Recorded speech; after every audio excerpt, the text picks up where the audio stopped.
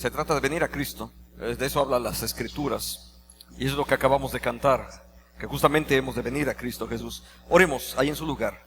Padre, bendecimos tu nombre. Gracias por lo que tú haces posible, Señor, para con cada uno de nosotros. Gracias porque podemos descansar, aprender de ti. Porque, Señor nuestro, es tu palabra siempre la que nos instruye y la que nos insta a poder continuar en la comunión contigo. Gracias, Señor, por lo que tú nos muestras en este día a día. Bendecimos tu nombre, Señor, y pedimos que sea tu presencia la que nos dé de tu gracia para poder acercarnos hoy a tu palabra y en ella descubrir de tus bendiciones. En el nombre de Jesucristo oramos. Amén. ¿Todavía tiene su Biblia por ahí? ¿Todavía tiene su Biblia por ahí a la mano? Por favor, otra vez busque el mismo pasaje.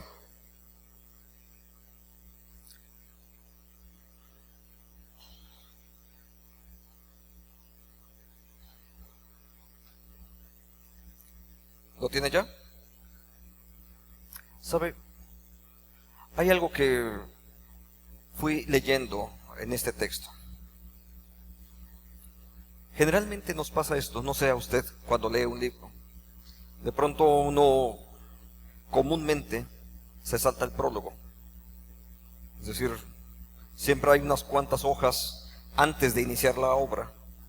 Y de pronto uno como que le interesa más leer la obra y no necesariamente ese prólogo o introducción que está en los libros. Es muy frecuente. Sin embargo, un día empecé a darme cuenta que en ese prólogo el autor probablemente dedicó mucho tiempo para poder escribirlo. Y no solamente el autor, a veces le piden a alguien que lo escriba. Y cuando eso ocurre, es alguien que tuvo que leer la obra, trata de hacer toda una síntesis de todo el contenido y entonces en 2 o 3 paginitas hablarte acerca del tema. Entonces empecé a poner más atención acerca de los prólogos. ¿Por qué quiero hablar acerca de esto? Porque antes de las palabras que acaban de ser leídas como parte de la lectura del Evangelio, me gustaría que ustedes pongan atención también en las líneas que están justo antes. Vea ahí en su Biblia, capítulo 11, desde el versículo 25, ahí inicia todo el segmento. En aquel tiempo, respondiendo Jesús dijo: Te alabo, Señor del cielo y de la tierra, porque escondiste estas cosas de los sabios y de los entendidos y las revelaste a los niños. Sí, Padre, porque así te agradó. Todas las cosas me fueron entregadas por mi Padre, y nadie conoce al Hijo sino al Padre, ni el Padre conoce a alguno sino el Hijo, y aquel a quien el Hijo le quiere revelar. Esta introducción, que realmente ocupa más que los versículos siguientes, realmente son la introducción a una de las promesas de bendición más grandes que hay en todo el Evangelio. De verdad, una de las promesas más grandes que uno puede ver en el Evangelio se encuentra en el versículo 28. Venid a mí todos los que estáis trabajados y cargados, y yo os haré descansar. Esa es una promesa increíble por todo lo que encierra. Ahora vamos a considerarla, pero antes de ello quiero que vea eso que está atrás, justamente en ese prólogo, porque ahí está enunciado la forma de cómo Dios actúa, de qué maneras Dios está interactuando con cada uno de nosotros. Y la primera frase que a mí me llamó la atención, ahí en su mismo texto, verso 25, dice: porque escondiste estas cosas de los sabios y de los entendidos y las revelaste. Si me permite ahí hacer un comentario. El texto original no dice niños, sino a los que son como niños. Y eso habla acerca de sencillez, de franqueza, ¿sí?, de la capacidad de creer. Muchas de las ocasiones, como adultos, hemos perdido la capacidad de creer. Hemos perdido la confianza incluso que en algún momento tuvimos como niños. Tal vez a usted, si ha sido padre o madre, probablemente en algún momento le ocurrió esto con sus hijos. Estaba por ahí de pronto con el niño y lo pones a un ladito y le dices, ven. ¿Y sabe lo que hace el niño? ¿Qué hace? A veces. Me acuerdo de alguna ocasión, de pronto estaba cargando a uno de mis hijos, y al estarlo cargando, lo pongo sobre la mesa, ahí está paradito el niño, me hago para atrás y le digo, vente. ¿Qué cree que hizo el hijo? Se aventó. Porque si papá te está diciendo, ven, el niño no puede medir el peligro y el niño va con la confianza de que su papá lo va a recibir en brazos. El niño no piensa absolutamente nada, él confía plenamente acerca de que Dios lo va a sostener. ¿Sabe? Esa capacidad de creer, esa confianza increíble, la hemos perdido. De pronto viene a nuestra mente y empezamos a racionalizar, ¿será que Dios es capaz? ¿Será que puede? Es más, la verdad es que ni siquiera lo estamos pensando tan seriamente. Porque si lo piensas seriamente y crees que Dios es todopoderoso, realmente sabes que Dios es capaz de cambiar y de transformar cualquier cosa. Pero muchas de las ocasiones, aunque no lo reconocemos, no confiamos tanto. Por eso el texto dice de una forma bien bonita, la escondiste a los sabios, a los entendidos, pero se la revelaste a los que son como niños. Un niño confía. Es más, a un niño tú le dices, te voy a dar esto de regalo, y seriamente el niño está esperando que cuando tú dijiste, él va a esperar su regalo. ¿Por qué? Porque tú lo dijiste. Se lo dijo su papá, su abuelo, no sé quién, cualquiera de los que en algún momento hayamos hecho una promesa. Los niños confían en que lo que hemos dicho no solamente es cierto, sino que además va a ocurrir en los términos que nosotros los hemos dicho. Todo esto es importante porque las siguientes palabras que forman parte de esa bendición dicen, venid a mí. Y venir a Dios implica de entrada esa confianza, la seguridad de aquellos que son como niños. No dice que sean niños, no dice que nos pongamos a balbucear, eso no dice el texto, sino habla de la confianza completa que puedes tener para confiar en Dios.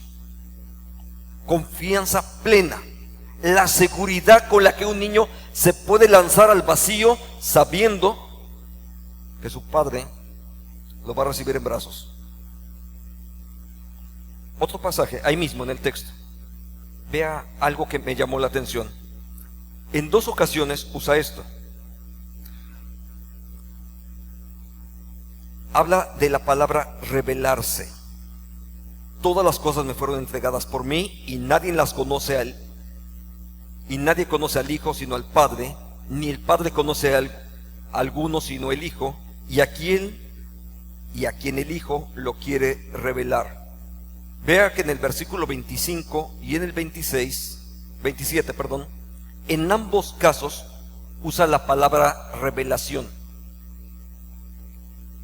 Esto es algo valiosísimo, porque el conocimiento para con Dios no es algo que tú produces. Eso no se lo producimos nosotros. El conocimiento de Dios es por revelación. Es decir, Dios decide venir hasta mi propia vida, llegar con mis capacidades. Mira, no te preocupes si no hiciste estudios de posgrado. la persona más sencilla o la más capaz intelectualmente, perfectamente ambos pueden percibir las cosas que provienen de Dios. Por una razón: porque no depende de tu capacidad, depende de Dios, que se revela, y Dios se revela en donde Él quiere. En el Evangelio de Juan, capítulo 4, dice: mira, el viento sopla de donde quiera y vemos su efecto, pero nosotros no sabemos cómo se produjo. El apóstol Pablo escribe: no es del que quiere ni del que puede, sino del que Dios tiene misericordia. Y si nosotros hoy estamos aquí, es porque Dios, en su bondad, ha tenido misericordia de nuestra vida. Y en esa bondad, Dios decide revelarse para nosotros y nos muestra lo que Él quiere de nosotros. En el esquema del conocimiento de Dios, Él es el que se revela. Y cuando Dios se revela, cuando Él llega de una manera sensible, es decir, que nuestros sentidos incluso lo pueden percibir, porque Dios es un espíritu y seríamos tal vez incapaces de percibirlo, pero cuando Él se revela, entonces Dios llega, te es perfectamente perceptible que Dios está al lado tuyo. Puede ser que estés atravesando un problema grave y sin embargo dices: yo sé que Dios está conmigo. Anoche estaba conversando con un hermano en otra ciudad. Tuvo que llevar a su esposa. Ha estado padeciendo cáncer su esposa. Está en su 8ª sesión de quimio. Y anoche me mandó un mensaje diciendo: por favor, ora por mí. Vamos para el hospital de cancerología. Yo sé que la situación es grave. Cuando hablas con Él y le recuerdas las promesas de Dios, Él solamente me dijo lo siguiente: yo sé que Dios está con nosotros. El cuadro puede ser el más terrible que imagines, pero la certeza de que Dios esté contigo, esa certeza solamente Dios te la puede dar. Nadie más te puede dar esa certeza. Eso no depende de tu capacidad, si me permite incluso decirlo en estos términos. Ni siquiera depende de cuánta espiritualidad somos capaces de producir. Un nuevo creyente puede percibir en algún momento que Dios en ese momento está con él, aunque acaba de nacer en Cristo Jesús, pero sabe que en ese momento Dios está con él. Seguimos a nuestro texto. Venid a mí, verso 28, todos los que estáis trabajados y cargados. Si Dios se revela, la revelación de Dios ante nuestra vida demanda una respuesta. Y la respuesta, en este caso, dice: vengan a mí. La relación con Dios necesita que nosotros ahora respondamos. Y la respuesta tiene que ser ahora aproximarnos a Él.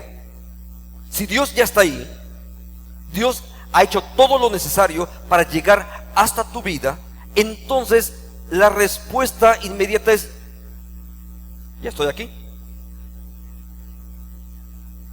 Pero no va a pasar nada si tú no respondes al llamado de Dios. No es que Dios no pueda bendecirte. Sin duda, Dios puede bendecirte, pero tú eres el que tiene que ser el receptor de todas las bendiciones. Dios se coloca al lado nuestro, a nuestro nivel, en nuestra circunstancia específica, en el momento en el que tú ahí lo estás requiriendo. Él se coloca hasta tu lado. Probablemente ustedes no lo pudieron ver. Yo hice algo con Felipe, que está aquí muy cerca. Me acerqué a él, extendí mi mano. Pude haberme quedado con la mano extendida. Felipe lo que hizo fue estrechar mi mano. Dios se coloca hasta el lado nuestro. Cuando tú respondes, entonces el proyecto de Dios empieza, si me permiten usar esa frase, entonces el proyecto de Dios empieza a materializarse en bendiciones para tu vida. Mientras tú no has respondido, la bendición está ahí. He cambiado de casa no sé cuántas veces. Déjeme usar esto como ejemplo. He cambiado de casa, no sé, muchas veces. Las cuestiones del ministerio me han llevado a cambiar de ciudad y de pronto ocurre algo. Hace unos días atrás me llaman una de las hermanas de la iglesia de Orizaba y me dice: pastor, vino a verme su vecina porque quiere saber qué hago con la correspondencia. Bueno, yo me moví del lugar. La correspondencia del banco sigue llegando al lugar, en el domicilio donde yo dije que habrían de recibirla. Pero yo fui el que me moví. Si había una promoción para mí, si había ofertas, lo que se quiera, si había buenas noticias para mí, no las recibí. ¿Sabe lo que ocurrió? Simplemente yo me moví del lugar. Dios decide bendecirte y Dios va a seguir enviándote bendiciones, porque Él decidió hacerlo así. Entonces Él te va a seguir enviando bendiciones. Pero ¿qué ocurre si tú estás en otro lado? Claro, no las puedo recibir. Entonces cada vez que Dios se acerca, se coloca ahí a mi lado y dice: ven para que reciban las bendiciones. Si tú te haces el despistado, Dios de todos modos ya decidió bendecirte, aunque yo me haga el despistado. Si yo me voy para otro lado, de todos modos Dios ya decidió bendecirme y me va a seguir enviando bendición, pero soy incapaz de recibirlas porque no estoy ahí. Y sabe, esa es una de las más grandes tragedias, que Dios decide bendecirnos, que te está enviando cada rato ahí una bendición y que nosotros estamos en otro lado.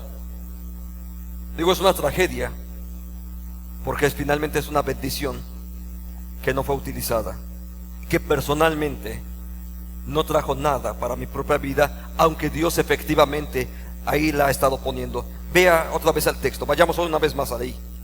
Venid a mí. Y el texto dice algo que a veces no nos gusta mucho.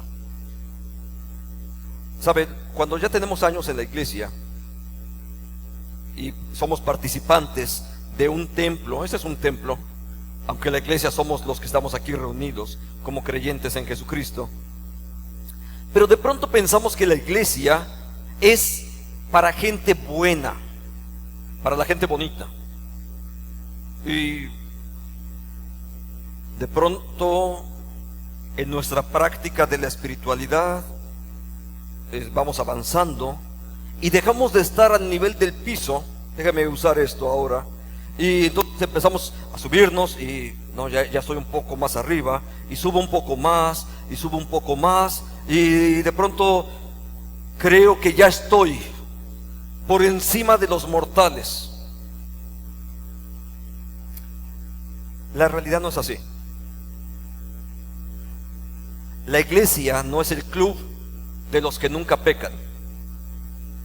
La iglesia no es el club de los que nunca tienen necesidades. Vea lo que dice el texto. Venid a mí todos los que estáis trabajados y cargados, y yo os haré descansar. Entonces hay una promesa de bendición. ¿Y qué tiene que ver? Ahorita voy a traducir la palabra descanso. En lugar de descanso voy a usar la palabra reposo, y ahorita explico por qué. Pero, ¿sabe? La primera cosa de venir a Dios requiere algo: que me reconozca a mí mismo como necesitado. Yo necesito de Dios. No sé usted, pero yo necesito de Dios. Y algunas veces alguien me diría: pero si tú eres el pastor, por eso necesito de Dios. Y conozco muchas personas que necesitan de Dios. Y seguramente ustedes también conocen personas que necesitan de Dios. Por favor, ¿usted conoce personas que necesitan de Dios? Levante su mano, ¿verdad? Ahora manténgala ahí. Si cree que usted es el medio para que ellos conozcan a Dios. Sí, gracias. ¿Sabe? Mi vecinito de ahí, del departamento, es un hombre que de pronto lo veo ahí en las tardes fumando y con una lata de cervezas en la escalera. El verlo en esa condición me muestra que es un hombre que necesita de Dios. Y me pongo a conversar con él, y de pronto también me siento ahí en la escalera con él. No me gusta el olor del tabaco, pero creo que no me va a hacer gran daño si me pongo a un lado de él. Él necesita escuchar y ser escuchado. Y creo que Dios me puede usar, no sé cuándo, no sé cómo, pero creo que Dios me puede usar, porque él necesita de Dios. Y apenas si salgo del departamento, muchos de ustedes saben que vivo aquí a la vuelta, aquí a 100 metros. Salgo y hay un local y veo ahí otra persona que necesita de Dios. Y antes de llegar a la esquina yo veo 3, 4 personas que yo sé que necesitan de Dios. Hasta me hice ya conocido del primo, gracias a mi hermano Tolo, porque él fue el que me presentó al primo. Que no se llama el primo. Si usted un día lo ve por ahí, se llama Gustavo. Sí, yo sé, pero si le dices Gustavo, él está más feliz que si le dices el primo, porque le estás hablando por su nombre. Pero está acostumbrado a que todo el mundo le diga solamente así. Pero sabe, es un poco incluso el volver a redignificar, a personalizar, si puedo decirlo así, cuando cada vez que lo encuentro me refiero a él por su nombre. Y yo sé que Dios irá abriendo espacios para que cada una de esas personas, aquí o en otro lugar, pero que finalmente tengan un encuentro para con Dios. Entonces, nosotros somos necesitados, pero también tenemos muchas personas que necesitan de Dios. Y ese es entonces un diálogo de doble vía. Estamos aquí no porque ya todo ya está resuelto. Estamos aquí y venimos y oramos porque necesitamos de Dios. Pero también estamos aquí porque creemos que en este lugar la iglesia como tal, como cuerpo de Cristo, la iglesia como cuerpo de Cristo es al mismo tiempo ese lugar crístico donde Dios ha decidido mostrarse. Es aquí, en este lugar. Por eso, con toda la confianza, yo puedo invitar a mis vecinos y decirles: ven, porque en este lugar podrás también encontrar a Cristo. No porque esté encerrado en las paredes, usted ya sabe que no es así, sino porque es el lugar donde otros creyentes también vienen, adoran, sirven. Vamos a la última parte de nuestro texto, porque al final dice: venid a mí todos los que estéis trabajados y cargados, y yo los haré descansar. Algo valiosísimo en el Antiguo Testamento y que llega hasta el Nuevo es el concepto del reposo, donde solamente Dios es nuestro verdadero reposo. La epístola a los Hebreos habla incluso acerca de esto en el capítulo 8. Dios es nuestro verdadero reposo. Pero vea que nosotros estamos siempre como que a las carreras de todo, afligidos, agobiados. Incluso la palabra técnica es preocupados. Es decir, ni siquiera estamos en la actividad y nuestra mente ya está ahí ocupada previamente, y a veces la preocupación es tan grave y es más fuerte que incluso lo que teníamos que hacer. Y la preocupación llega a afligirnos de tal manera que incluso nos inutiliza para el momento en el que tenemos que resolver las cosas. Es gravísimo. Pero Dios, cuando nos dice vengan a mí,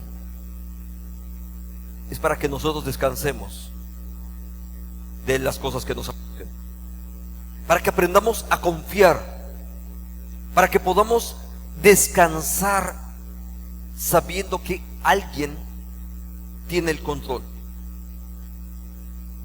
Es horrible cuando llega el momento en el que crees que tú tienes que cargar con todo lo que ocurre en tu familia, con tus primos, con tus vecinos y con los 200 empleados que están atrás de ti.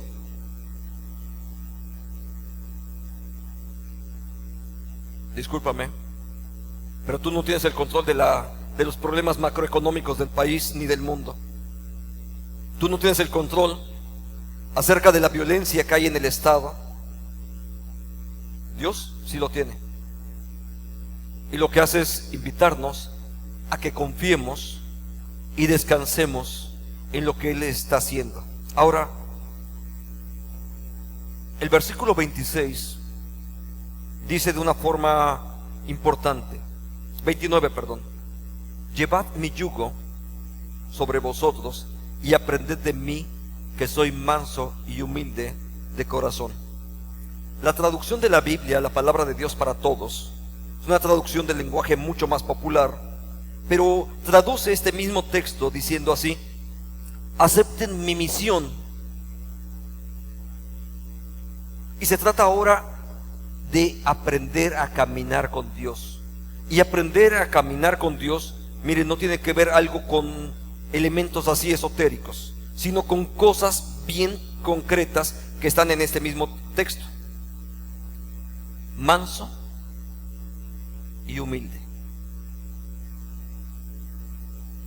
Uno de los graves problemas, empiezo por la última palabra, uno de los más graves problemas en la humanidad es la falta de humildad, es el orgullo. No importa cuánto dinero tengas, ese no es el asunto. Nos volvemos orgullosos. Fácilmente podemos ser presuntuosos. No importa en dónde estemos. No es realmente una cuestión de posicionamiento económico, es una actitud del corazón. La otra frase, manso, alguien lo tradujo de una mejor forma como alguien que es gentil. La gentileza es algo que casi ha desaparecido de nuestro país. La gente ya no le da el lugar a una dama. Nos cuesta trabajo cederle el paso a otra persona. Vas conduciendo y te das cuenta que todo el mundo se pasa el alto. Se estacionan donde no deben. Es más, por cierto, ahora que estamos hablando de eso, Yo sé que el lado del estacionamiento que está ahí pegado al arbolito que está afuera, usted ya sabe dónde, aquí afuera, en ese pequeño espacio de estacionamiento, tiene ahí un dibujito que casi ninguno de nosotros vemos, que dice que es para minusválidos, reservado para eso. Por favor, sea gentil, respételo. Esperemos que nadie de nosotros lo tenga que necesitar algún día. Pero si hay alguien que tiene que usarlo, por favor, tiene que estar ese espacio reservado para las personas con diferentes capacidades y que necesitan ese espacio. Por favor, ese se trata de ser gentil. Pero la gentileza, la humildad, no es lo que nosotros producimos. Gentileza y humildad es, dice las Escrituras, epístola de Pablo a los Gálatas, el fruto del Espíritu de Dios en nosotros. Entonces, cuando vas caminando con Dios, ese contacto cotidiano con Él, el venir a su encuentro, el caminar en el proyecto donde Él quiere que tú camines y donde Él ha decidido bendecirte, también empieza a producir efectos en tu propia vida. Gentileza y humildad fueron las características de Jesús. ¿Sabe? Gentileza y humildad. Deberíamos cada uno de nosotros mimetizarnos de tal manera con Jesús que la gente pudiera observar en nosotros hombres y mujeres que son gentiles, que tratan con gentileza a sus esposas, a sus empleados, que los tratan con respeto. Jesús trató con respeto absolutamente a todos. Y si a alguien le puso mayor cuidado, fue justamente a los más pequeños, los niños, los pobres, los enfermos. Toda esa categoría es lo que encaja en esa frase de los más pequeños. Dios tiene un proyecto, por supuesto, para nuestra propia vida. El caminar con Dios no es solamente leer la Biblia, sino particularmente andar en los pasos que Él mismo anduvo. Y ese andar tiene que ver con la gentileza, la humildad. Y esos son los espacios también donde al practicarlos, Dios ha decidido bendecirnos. Oremos. Padre, gracias, porque en tu bondad nos has dado la oportunidad, Señor, de recibir de ti, de tu cuidado. Bendecimos tu nombre, Señor. Porque todo lo que hoy sabemos de ti, Señor, es por la revelación tuya. Porque tú decidiste venir hasta nosotros. Por eso te alabamos. Porque un día lo hiciste accesible para cada uno de nosotros. Gracias, Señor, porque así te mostraste tú a nosotros. Ahora, Dios, danos la sabiduría acerca de cómo conducirnos, para que podamos andar en el proyecto tuyo, aceptando con gusto, Señor, tu caminar como si fuese el nuestro, para que andando en ese camino, Señor, podamos seguir encontrando de la paz, la bendición y el descanso que tú nos has prometido. Que tu nombre sea glorificado sobre este pueblo tuyo. Amén.